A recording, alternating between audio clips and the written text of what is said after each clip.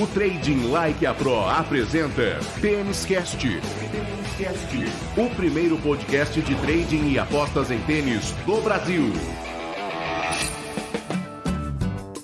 Salve, salve apostador, salve, salve apostadora, amantes do tênis, está no ar a edição número 39 do Tênis Cast, o primeiro podcast especializado em trading e apostas em tênis do Brasil, um produto Trading Like a Pro. Trading Like a Pro, o único que conta com o aplicativo Ultimate Tennis Trader, o aplicativo que te dá todo o suporte para suas apostas e para o seu trading no tênis. Tênis que, é claro, tem o nosso especialista Thiago Meirelles, que hoje vai falar sobre dois torneios que serão realizados ao longo desta semana. O principal deles, o ATP 500 de Viena, na Áustria, e também o ATP 250 no Cazaquistão. Tudo bem, Thiagão? Maravilha, Rodrigão. Muito bom, mais uma vez, estar aqui presente para gravar este episódio de número 39. Episódio 30. Vamos para o episódio. O Tênis Cast vai ser quarentão daqui a pouco, hein? Não só o Tênis Cast, mas tem mais gente aqui neste programa que é quarentão, Rodrigão. Mas vamos lá, deixamos esse papo para depois. Vamos para a terceira semana consecutiva com torneios em quadradura indoor, o que é muito bacana. É legal quando a gente tem uma sequência assim de torneios, a gente já começa a ter muito mais confiança e consistência nos dados para a gente analisar quem é que está fazendo o quê e quem é que pode fazer o quê, principalmente, que é o nosso objetivo aqui com as análises que a gente vai fazer desses dois torneios dessa semana, a última semana de outubro, Rodrigão. Já caminhando para a reta final da temporada 2020, no masculino, feminino não tem jogos, não tem torneio nesta semana, tá? Mas no masculino também caminhando rumo ao Finals, que será realizado no final do ano. E o Thiago deu a letra, né? Se somar as idades dos integrantes do Tênis Cast, dá praticamente a idade do Pelé, que aniversariou na última sexta-feira.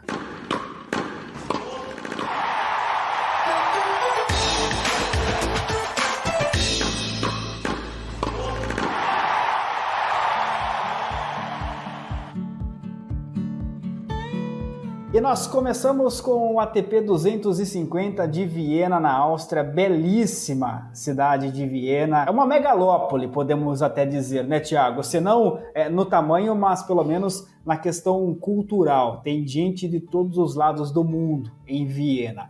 A cidade mais populosa, evidentemente, da Áustria, quase 2 milhões de habitantes, vai receber o principal torneio desta semana, que tem o tenista da casa, o Dominic Thiem, como atual campeão. Só que antes dele ganhar lá em 2019, Thiago, o Melzer havia ganho em 2010, tinha sido o último austríaco a vencer por lá. Muito equilíbrio aqui na lista dos campeões. Thiem, Anderson, Pauli, Murray, Davi Ferrer e assim por diante. O que esperar desta competição lá em Viena, Thiagão? Primeiro, esperar muita tradição, né? Um torneio muito bem citado por ti aí, Rodrigo, um torneio que acontece desde 1974. Um ATP 500 de muita tradição, como eu falei, e geralmente um quadro pesado que se apresenta para jogar em Viena, né?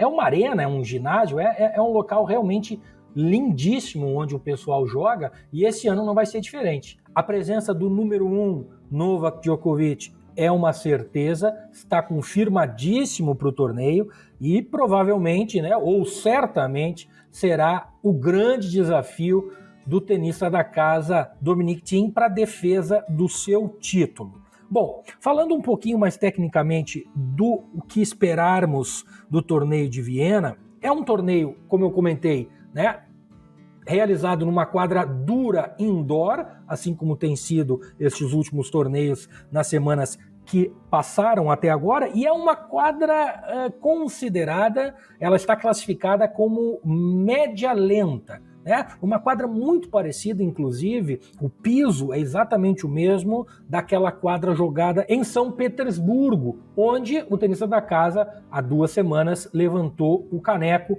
Andrei Rublev, aliás, num grande jogo, a final realizada contra Borna Choric. Tem um pequeno detalhe que, na verdade, talvez ele não seja tão pequeno assim e faça muita diferença. Vocês vão entender agora que eu vou falar, que é a altitude. Tem uma altitude de 217 metros em Viena.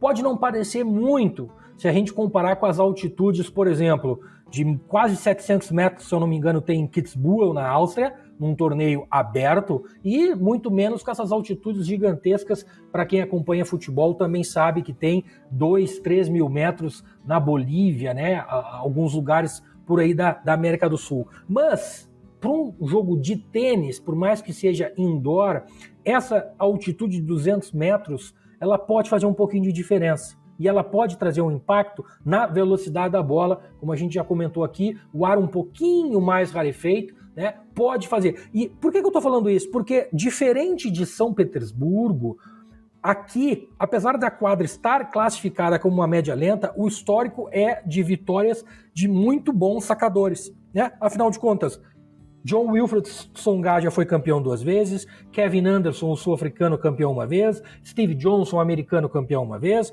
e ano passado, como a gente comentou, Dominic Thiem, que todo mundo sabe, tem no saibro a sua principal e favorita superfície, mas tem um saque muito potente. E um saque muito potente faz numa quadra indoor, numa localidade onde tem um pouquinho de altitude, que ajuda ainda mais, ser um cara muito, muito perigoso. Então, para mim, né, pode ser aí um pouquinho desse detalhe da altitude que dá um pouquinho aí que ajuda os grandes sacadores.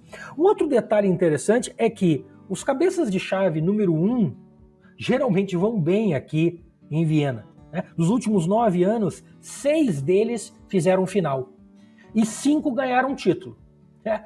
E neste 10º ano deste período de análise, a gente tem simplesmente Novak Djokovic sendo o número 1. Ou seja, a tendência é que esta moda de Viena, onde os cabeças de chave número 1 de torneio chegam na final, a tendência é que ela se mantenha, né, Rodrigão? Eu desconfio que sim. E aí a gente pode levantar 2 questões, Thiago. Primeiro, qual é a possibilidade... Aliás, qual é a possibilidade? Não, né? Até porque você não está com a tabela aí na sua frente, fica difícil de saber o chaveamento. Mas a gente pode imaginar um duelo lá na frente, na final, talvez numa semifinal, entre Djokovic e Thiem, ou seja, o Thiem tem tênis para chegar até lá. E a segunda pergunta, aí, especificamente do Thiem, em relação ao fator casa. A gente sabe que ele é um tenista que tem ali as emoções à flor da pele, né? E ou não vai ter público ou terá muito pouco público. A gente vê que esse tipo de definição tem saído muito em cima da hora dos torneios e dos jogos, mas é certo que não haverá ginásio lotado, isso com certeza. Até que ponto o fator casa pode pesar a favor do tenista austríaco ou não, né? Eu acho que já pesou mais, tá? Teve um tempo onde o Dominic Thiem sofreu várias vezes em torneios jogados na Áustria, exatamente aí esse indoor de Viena e também em Kitzbühel. São os 2 maiores, ou os 2 principais torneios jogados no país do Dominic Thiem. Mas depois de ele ter vencido tanto Viena quanto Kitzbühel, eu acho que essa pressão de jogar em casa desapareceu, né? Desapareceu. Eu não sei exatamente qual vai ser a presença de público na Áustria, né? A gente vinha tendo algumas liberações já de um certo número de público em alguns torneios acontecendo, mas com esse tal da segunda onda começando a querer dar as caras desta Covid-19, eu não posso afirmar nada aqui no momento da gravação, porque eu não tenho nenhuma informação aqui comigo.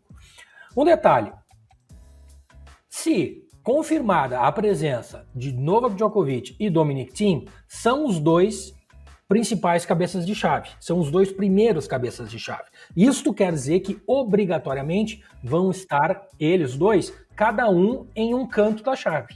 E aí, sim, a final dos sonhos dos organizadores do ATP de Viena, sim, pode acontecer. Na minha opinião, Deve acontecer, porque eu não vejo nenhum outros dois tenistas capazes de derrotar esses dois caras aí em Viena, tá? Talvez o grego Stefanos Tsitsipas, talvez, porque depois dele, Medvedev, tá muito longe, cada vez mais longe, inclusive, daquela forma lá de 2019. E quem acompanha o nosso dia a dia sabe que eu não estou nem um pouco surpreso com este afastamento de Daniil Medvedev da forma dele de 2019. Afinal de contas, sou um cara que tem as minhas opiniões um pouco diferente da grande maioria sobre o tênis do russo. Mas depois dele, Andrei Rublev, outro russo que está em forma tremenda, Diego Schwartzman, o próprio Berrettini, italiano, que é muito sacador, Gael Monfils, muito fora de forma, Shapovalov.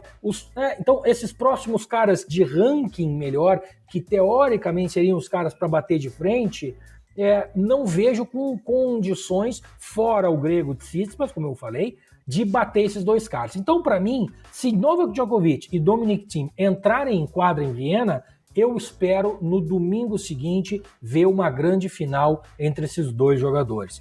E aí o fator da casa, de novo, acho que não pesa, acho que o Dominic Thiem já tem experiência suficiente, como eu falei, e Djokovic, na verdade, é um cara que adora jogar contra a torcida. E é por isso a minha grande expectativa. Certamente a torcida em Viena vai estar a favor do Golden Boy, do menino da casa, e aí Djokovic vai ter o combustível que mais gosta. Então aqui, antes de a gente falar de outros possíveis postulantes ao título, afinal de contas estão todos inscritos no torneio, a gente tem aí uma projeção de Djokovic com Thiem na grande final. Mas vamos falar, tem mais gente que pode fazer uma boa semana, não necessariamente a gente precisa que esses caras ganhem o título, ou cheguem até na final. Tem muita coisa que a gente pode fazer no meio do caminho, e é isso que a gente fala a partir de agora, Rodrigão. É exatamente isso, afinal de contas, nem só de Djokovic e Thiem vive o ATP 500 da Áustria.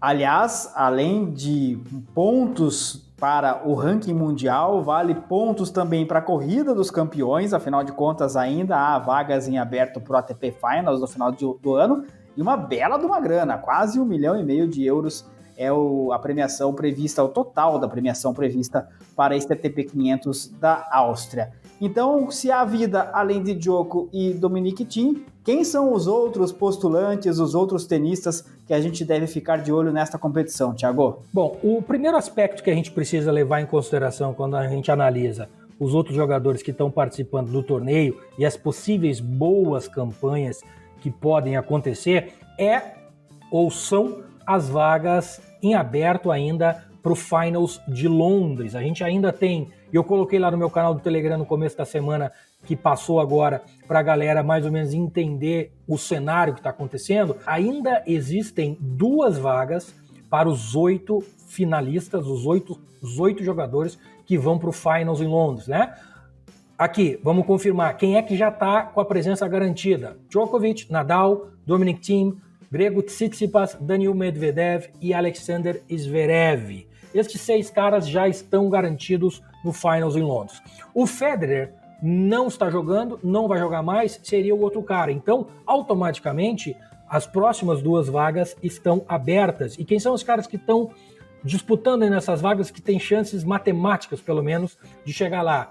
Andrei Rublev, que não jogou essa semana que passou. Teve o título lá em São Petersburgo, ele é o favorito, vamos dizer assim, o cara que tinha a melhor pontuação dentro do ranqueamento, e agora volta para jogar essa semana. Diego Schwartzman, que não jogou na semana passada, mas esta semana que terminou agora, jogou e atingiu as quartas de final, pelo menos, do torneio de Colônia. E logo após vem Berrettini, um pouquinho atrás ainda do Schwartzman, não muito, mas com alguma desvantagem, já que nessa semana que está passando também não pegou nenhum ponto, e aí com menos chance, até pela forma e tal, Gael Monfils, Shapovalov, Roberto Bautista Agut e Goffin.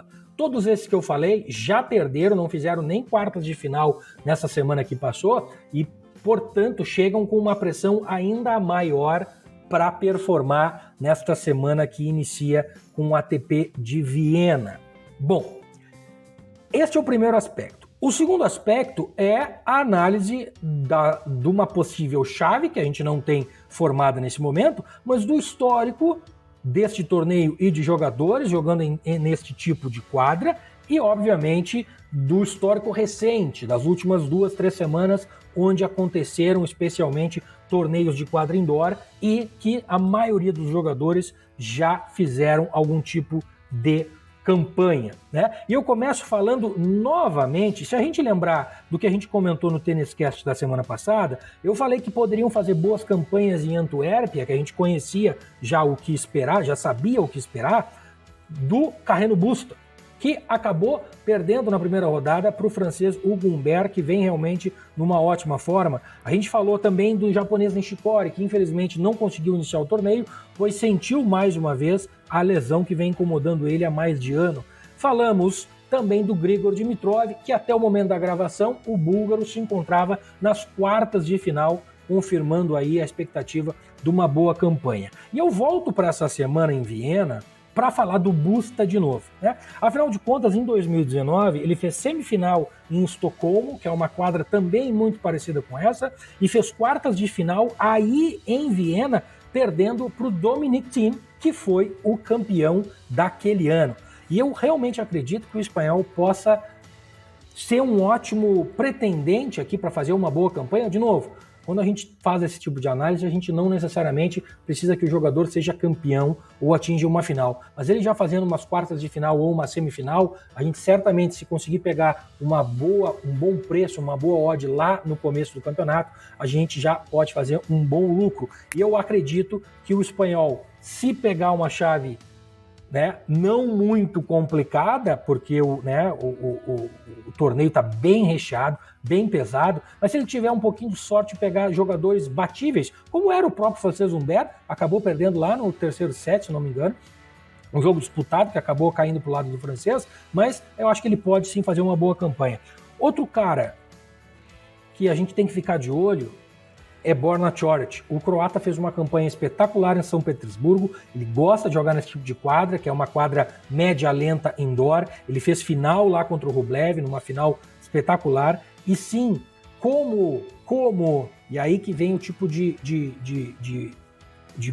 botar em perspectiva as coisas, antes, quando a gente faz esse tipo de análise. É um field, né, uma lista de jogadores muito pesada que está aí em Viena, Dominic Thiem, Tsitsipas, Medvedev, Rublev, Schwartzman, Berrettini, Monfils e assim por diante. E o Borna Coric, ele, sob o ponto de vista de ranking, ele tem no mínimo 10 caras ou 15 caras melhores que ele em ranking aí em Viena. Então, certamente, o dinheiro dos bookies, né, as odds, vão estar espalhadas nestes caras que eu citei primeiro. Aliás, nestes caras que eu falei que vem antes do Coric, né? E antes, inclusive, do próprio Busta, que nem tão antes. O Busta tá ali em 15º, o Busta, por exemplo, tá entre os 10 melhores que vão jogar esse torneio. O Coric não. E, portanto, a tendência é que a odd pro Coric ser campeão venha muito boa. Então, vamos ficar de olho na chave que ele vai ter, vamos ficar de olho na odd do Coric. Outro cara que eu gostaria de ficar prestando atenção seria o próprio francês Hugo Humbert, que eu comentei que derrotou o Carreno Busta agora essa semana que passou, mas ele ainda está jogando, no momento da gravação, ele ainda está jogando, eu não sei se ele vai parar nas quartas ou se ele vai até fazer uma semifinal ou final, né? Então, eu não posso sugerir essa entrada.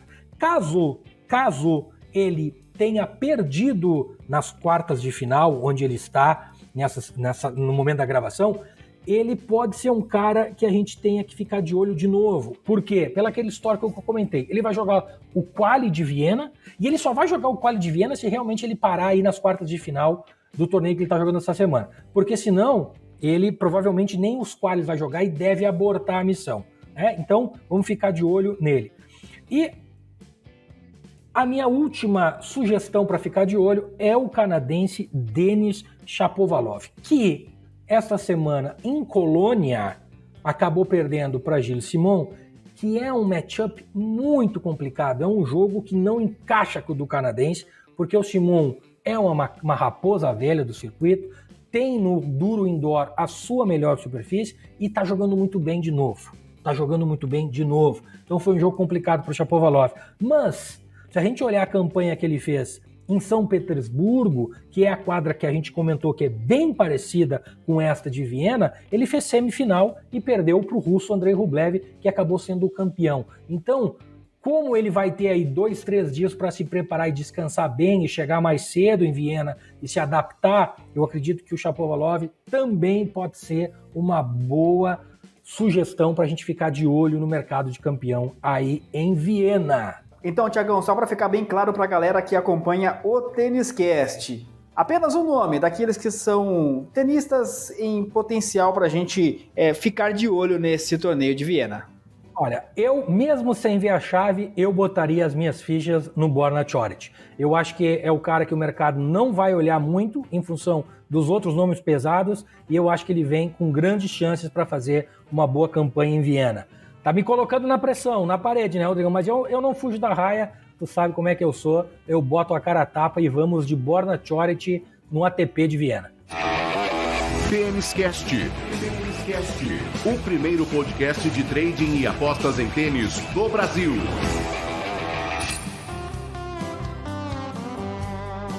Este Thiago Meirelles com as dicas, os palpites e mais do que tudo, as análises do ATP de Viena na Áustria. E olha só, para você que vai operar nesta competição, e não só nesta competição, como em qualquer competição do tênis profissional, seja ATP ou WTA, em qualquer época do ano, o aplicativo Ultimate Tennis Trader te ajuda demais, demais mesmo. Eu vou fazer algo ao vivo aqui, viu, Thiago? Vamos ver se vai dar certo, porque no horário desta gravação, acho que não está tendo jogo, né? Mas tem alguns jogos que vão acontecer. Por exemplo, tô com aqui, ó, Tommy Paul versus Feliciano Lopes. Ela, obviamente, não é uma partida desses torneios que nós estamos analisando, mas é só para que você tenha uma ideia, nosso ouvinte, do tamanho deste aplicativo. Paul e Lopes foi uma partida que aconteceu na semana passada. Para você ter uma ideia, o aplicativo está me dizendo aqui que, por exemplo, no primeiro set, o Feliciano Lopes tem 41% de chance de vitória, e este número é menor do que a média do circuito. Vai vendo. Além disso, o Tommy Paul tem 44,5% de chance de quebrar primeiro, de ser o primeiro a quebrar. Estou falando no primeiro set. E este 44,5% é maior do que a média do circuito. Olha que legal. Então você já sabe, por exemplo, vendo o aplicativo, que no jogo Paul contra Lopes, o Paul tem mais chances de quebrar no primeiro set, de ser o primeiro a quebrar, e essa chance dele é bem acentuada porque é maior do que a média do circuito. E isso vale também para o segundo set, tem lá seus números, o terceiro set, se eventualmente acontecer. Enfim, é número que não acaba mais e basta fazer uma boa leitura para a gente entendê-los muito bem, e eles ajudam as nossas análises, seja no pré-live ou no live. Falei alguma bobagem aqui ou é por aí, Thiago? Não, é por aí mesmo, Rodrigão. É uma ferramenta fantástica e vamos até mais longe, né?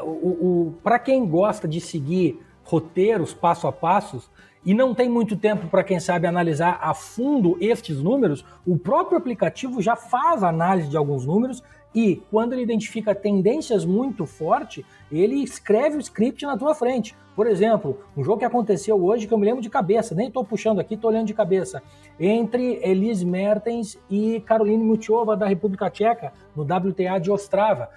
Quando a gente estava fazendo o jogo ali no grupo do Telegram, do TLP, e a gente discutindo qual seria a melhor entrada e tal, e a gente abriu o aplicativo e estava bem claro lá o script para fazer um lay a Mertens no segundo set, caso ela quebrasse e tivesse vencido o primeiro, ou seja, um set e break, né, de vantagem. Se ela tivesse ganho o primeiro set e quebrado o primeiro no segundo set, o aplicativo dizia bem claramente que com os dados da Muchova e da Mertens nesse cenário, era muito valor fazer uma entrada contra a Mertens nessa situação. E assim ele faz para a maioria dos jogos. E não é para todos os jogos, é para jogos onde ele encontra um viés, uma tendência muito forte nos números. E aí, obviamente, ajuda muito, porque a gente tem mais segurança de fazer as entradas. É realmente uma ferramenta fantástica para quem gosta de trabalhar com tênis. E para você ter acesso ao Ultimate Tennis Trader, basta entrar para o nosso clube. Venha você também para o TLP Club. O link está aqui na descrição deste Tênis Cast. Acompanhe o Trading Like a Pro nas redes sociais e tenha acesso a conteúdos exclusivos e gratuitos. Segundo torneio desta semana acontece no Cazaquistão, é um ATP 250 e é daquela leva, né, Thiago, de torneios que foram inseridos no calendário por conta da pandemia, ou seja, é uma competição inédita, jamais foi realizada.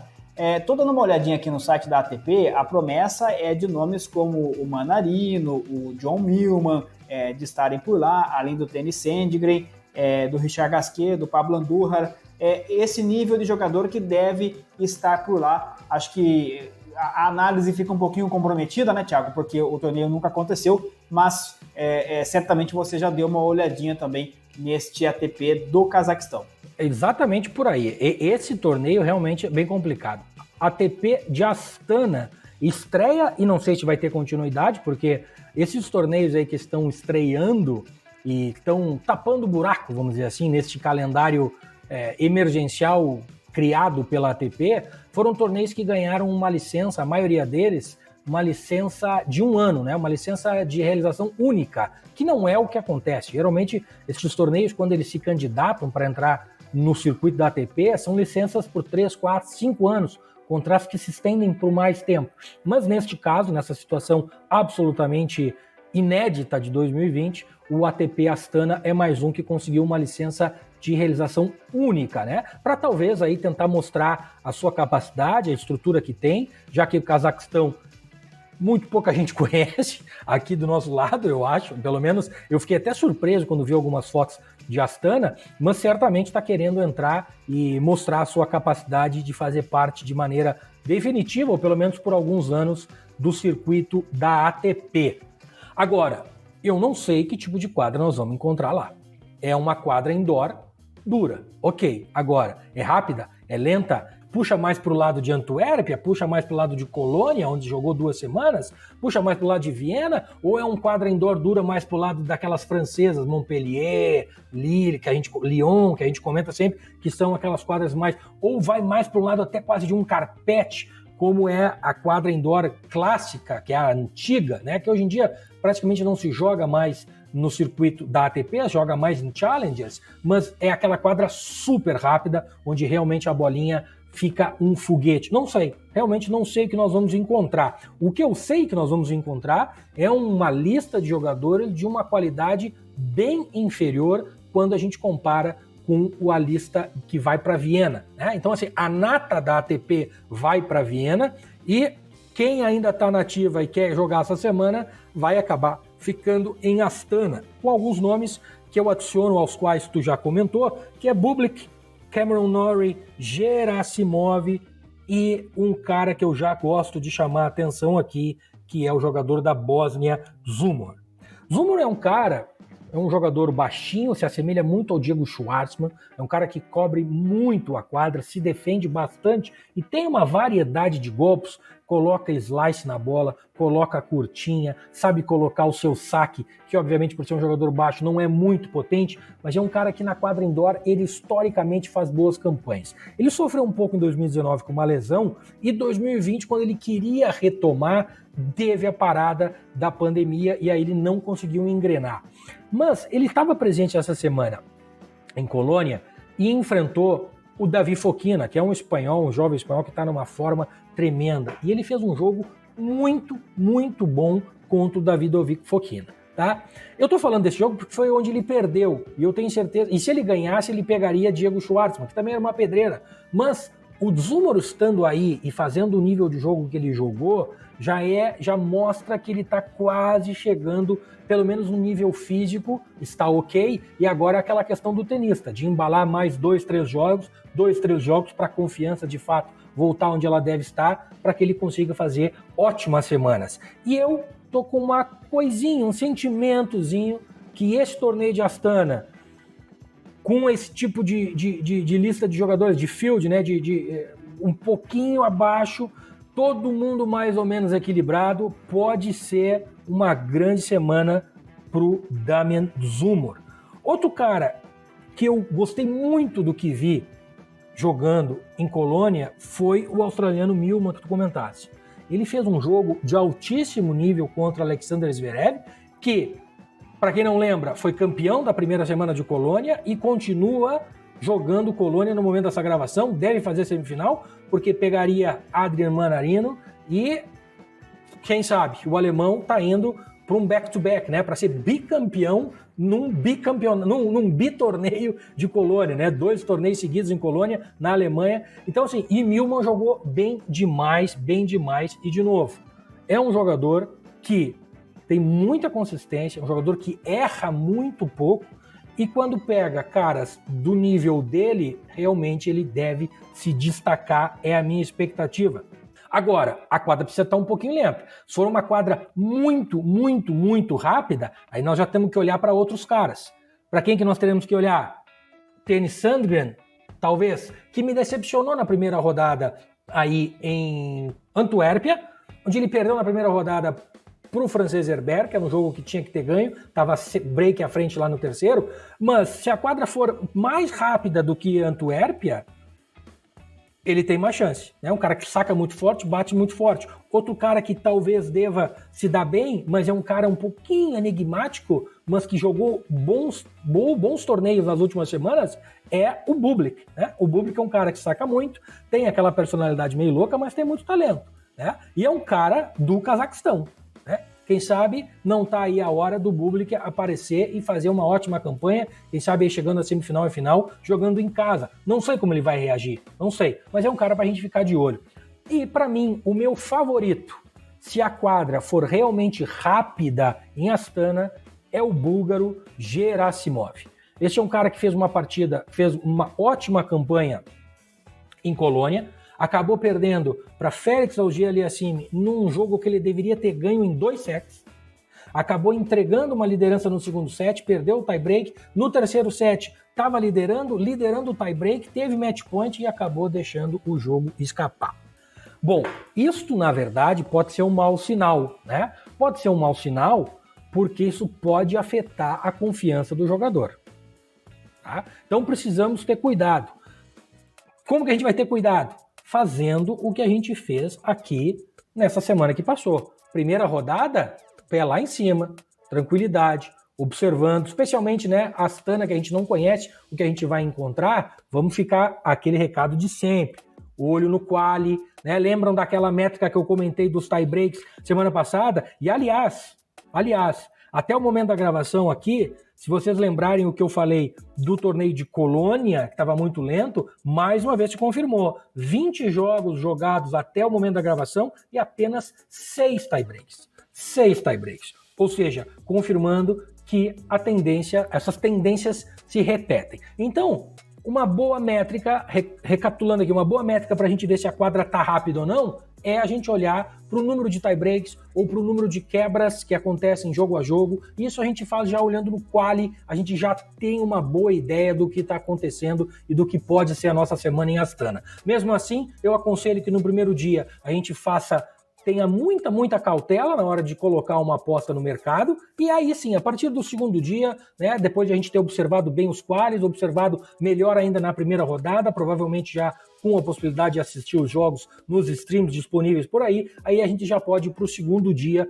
com um pouquinho mais de confiança para este que eu estou com uma grande expectativa do ATP de Astana no Cazaquistão, Rodrigão. Que é o segundo torneio analisado nesta semana aqui na edição número 39 do Tênis Cast, o primeiro podcast especializado em trading e apostas em tênis do Brasil, um produto Trading Like a Pro. Trading Like a Pro que tem também, além do aplicativo Ultimate Tennis Trader, que eu já falei ao longo do Tênis Cast, tem o canal no Telegram gratuito, free, na faixa para você. O Thiago, inclusive, comentou sobre ele ao longo desta edição. O link também está aqui para você acessar e ter muito conteúdo ao longo dos próximos dias. Match Point.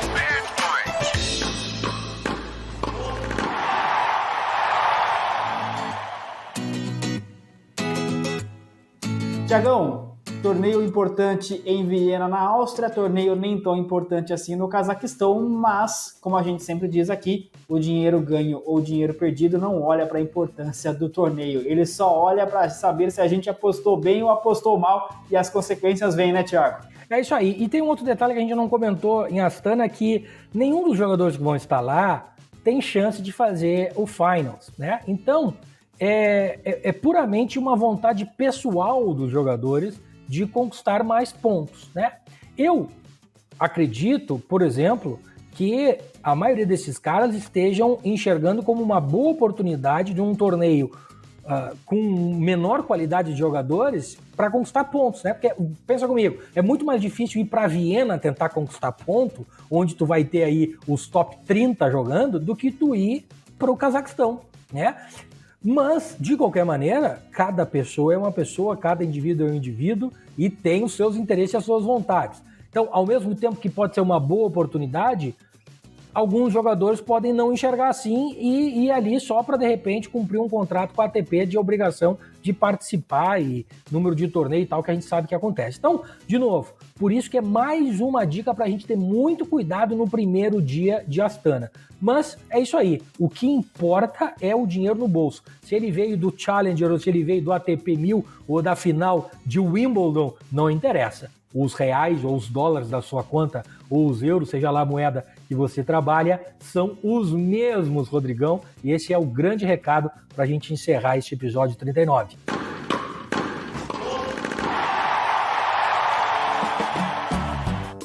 E é assim que nós encerramos este Tênis Cast, sempre com aquele recado especial para você, que o Tênis Cast, o Trading Like a Pro, está aqui para ajudar a fortalecer a comunidade de apostadores e traders em tênis. Muito mais do que trazer piques, tips, o que nós queremos é levar conteúdo de qualidade.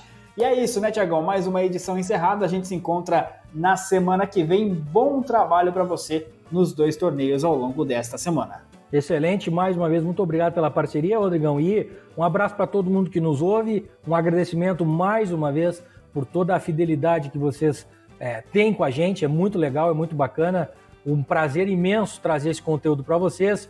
Te vejo nos 40, Rodrigão, um grande abraço, keep it green. Esta foi a edição 39 do Tênis Cast, o primeiro podcast especializado em trading e apostas em tênis do Brasil, um produto Trading Like a Pro. Produção e apresentação de Thiago Meirelles, especialista em trading e apostas em tênis, e do jornalista Rodrigo Gasparini, também responsável pela edição deste episódio. Apoio de marketing e redes sociais de Jéssica Mendes e Marco Meirelles. A todos, muito obrigado pela audiência, muito obrigado pela companhia, e fica aquele pedido sempre especial: curtiu o Tênis Cast? Então curte, compartilhe, conte aos amigos, vamos crescer e fortalecer a nossa comunidade. A gente se encontra na semana que vem. Bom trabalho, gestão de banca sempre. Um grande abraço. Até lá. O Trading Like a Pro apresentou Tênis Cast, o primeiro podcast de trading e apostas em tênis do Brasil. Até a próxima edição.